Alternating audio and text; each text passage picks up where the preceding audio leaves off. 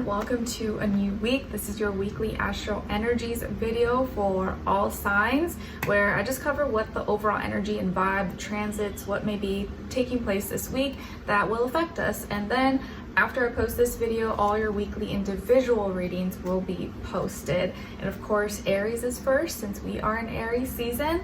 And hopefully April so far has been treating you well. Let me know in the comments, how's it been? I know it's only been probably a few days in this new month, but I love it. I'm in the spirit, new season, spring. I have the window open a little bit up today again, since it's kind of nice. It's still a little bit gloomy, you know, the other day it was cold and windy all of a sudden. Now it's like kind of warming up, so I don't know, weather's still a little bipolar, but I like it. Puts me in a, or it keeps me kind of in a nice calm state, so that it helps me help you pretty much.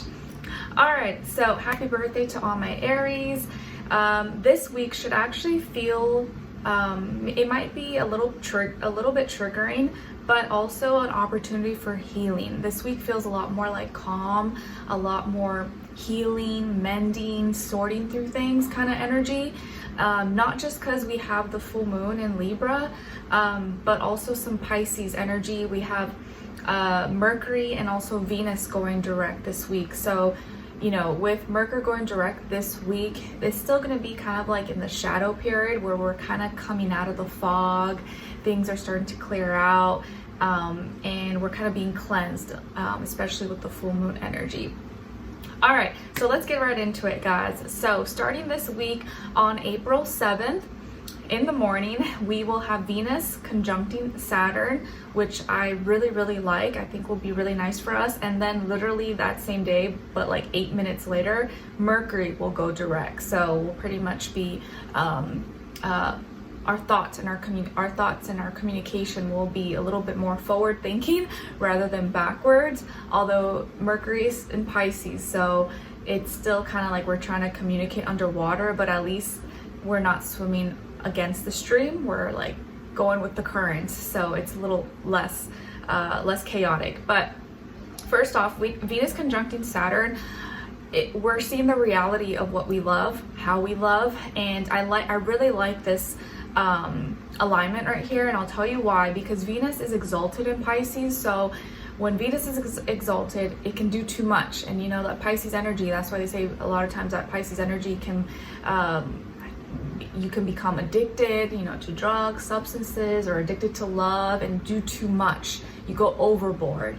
And so with this conjuncting Saturn in Pisces, Saturn is like, you know, father time, about structure, order, discipline. So it helps contain that Venus energy where instead of getting too chaotic and lost and obsessive or addicted to something that we love or how we love, we can actually put more structure and order to make those dreams come to life and create a system or routine, not just leave things out in like chaos. So what we love, how we love, whether it's a relationship or a dream or a goal, something we're trying to bring into this life or manifest, Saturn here with this conjunction is going to help us see the reality of these things. Okay, you say you want this, but okay, what are you doing about it? Do you have a plan? Are you taking action? Or are you just like, you know, praying and hoping that it will just fall on your lap? So this is actually a very good day to, especially with Mercury going direct as well, to see the reality of what you love, how you love, and how you can actually make it work. Bring it into existence and create some kind of plan, structure, habit, routine, a system for whatever it is that you're trying to bring into this life that you love, that you're passionate about. And later that day, or a few minutes later, 8 minutes later, Mercury in Pisces is going direct. And like I said, Mercury's debilitated in Pisces. It kind of struggles. It's like we're talking and communicating, thinking underwater. So it's like difficult, but at least it's going direct, but it's still going to be kind of in the shadow period. So it's like we're being pulled kind of, or instead of going against the stream, we're going with the stream.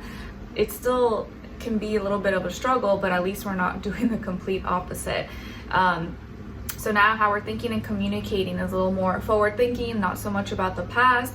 There may be a little bit less delays or less complications when it comes to our technology or computers, systems, cars, technology, things like that, and how we're still thinking and communicating more based off our emotions and feelings. And so we're still not being super logical about things, and we're in Aries season, which is fire, so that kind of doesn't help with us being like logical.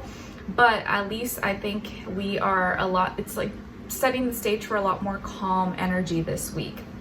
Okay, and Saturn here is helping out. So even if Mercury, we're kind of like still struggling with our communication or thinking, we're still able to maybe be more realistic with our feelings or with how we're communicating and what we love, in a way that can be and sound a little more structured and less chaotic. All right, then the next day on April 8th, we will have Venus sextile Uranus, and also Mars in Cancer trining the North Node in Pisces. So Venus, what we love, again, sextile Uranus in Taurus. So what we love, how we love, is creating opportunities for changes, for radical transformation changes to happen that maybe we previously would have like fought against or been totally opposed, like, oh, I don't want to do that, because Uranus and Taurus doesn't do well. It doesn't like changing structures, things that are involving our structures, stability, our foundations. But because here Venus is in Pisces, when we really want something, we're more likely to go after, to do whatever it takes to get it, right? But if you just kind of want something, you're like, I'll do it, but if I have to jump through hula hoops and do all this extra effort, I might not do it. But when you really want something, you are willing to go yourself or find any, where there's a will, there's a way. So because here Venus in Pisces, you really want something, you will do whatever it takes. Skylar's like, yeah.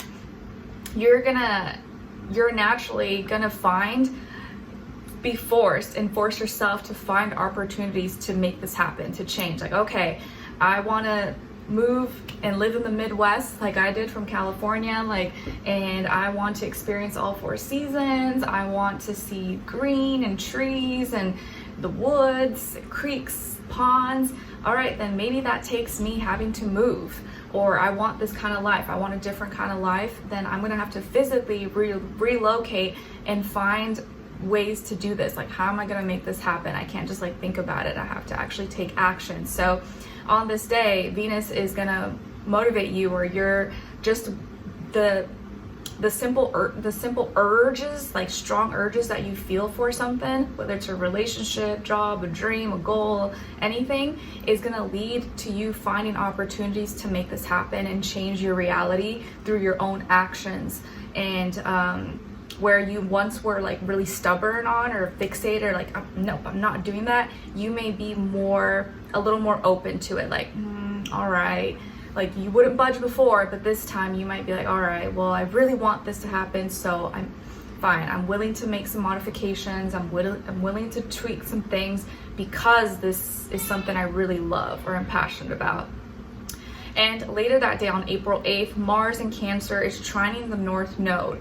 And Mars in Cancer is fallen, is debilitated, it's weak, because we're basing our passions, our motivations on our moods, and if we feel like it, if we're comfortable, and that doesn't always jive well with Mars. But here, it's trining the North Node, our spiritual path. North Node is in Pisces. So naturally, maybe right now, things that we're emotionally connecting to, or what is actually driving us, motivating us, our emotions, our feelings, our comfort zones and levels, is naturally bringing gifts, creating gifts to align us with our spiritual path. So naturally right now, the things that you want to do, that you feel connected to, are helping you see where you need to trust or follow your heart and maybe show more compassion, or because right now you're not very so cut dry and serious, you're more no, if I have to feel like it, I have to really, my heart has to be in it.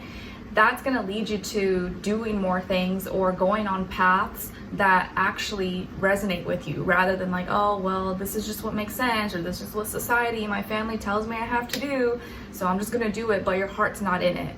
right now with Mars and Cancer, I guess the gift of this is that you're only going to do something if you like really want it. Your heart has to be in it. Otherwise you're like, screw it, I'm not doing it. So because you're like passionate about things that matter to your heart, you're more likely to find things that you resonate with on like a soul heart level. So in that case, this is aligning well with your North Node and your spiritual path. All right, then on April 12th, we will have the full moon in Libra, but also the sun is conjuncting Chiron.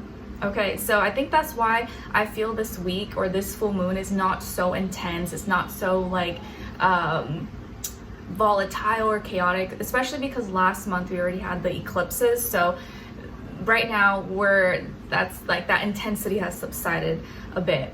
So on this day, the sun in Aries is conjuncting Chiron, that's also in Aries. And you guys know Chiron is the wounded healer, where you are wounded, where you may seek or want some validation, but you don't always like show that. But here, since the sun is conjuncting Chiron, we might be more triggered this day and may actually, like without even knowing it, be showing that, like acting out our triggers, acting out our insecurities, our wounds, where we want to be validated, even if these are things we don't actually like want to say or express, or it just may come out subtly or just without you realizing it. Like your actions or what you show is showcasing your wounds, your validations, where you maybe are hurt and no one knew about it, or you were better at hiding it before.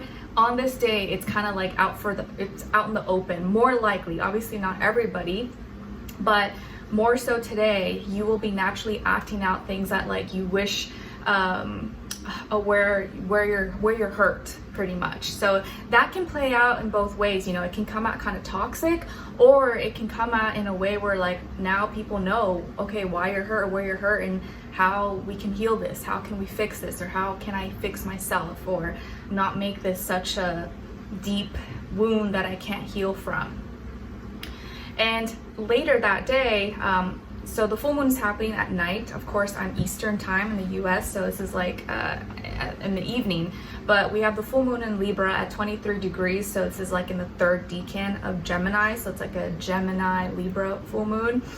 And usually, you know, with full moons, it can be kind of chaotic. You're filled up with passion, feelings, emotions, and it can play out either you're content, you're happy with where you're at, maybe because it's in Libra, it's like you could be content with your relationships and the people, places, things in your life, or you feel balanced, you know, in your life, externally, internally. Or for some people, this could be a day where maybe there are some relationships in your life, either specifically other people or the relationship with yourself that is off, something's off balance. And this can be the day where you can try to heal those things, or you can realize, okay, what is actually the issue? How can we come together? How can we talk things out, reach a happy medium?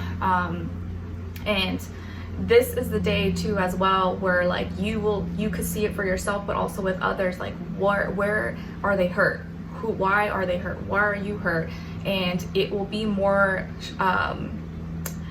it's more noticeable on this day. And so there are more opportunities here for healing and seeing where other people are coming from and not judging them as harshly, especially because Mercury will go direct, and then later this day as well, Venus in Pisces is going direct. So we're more likely to like have more compassion and understanding with all this like Venus, Libra, Pisces energy in the sky.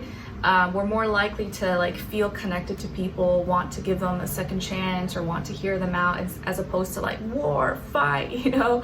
That's coming probably next week, all the intensity when Mercury goes into Aries and Mars goes into Leo. But this week it's a lot more calm, healing, mending, and then we can like take off from there.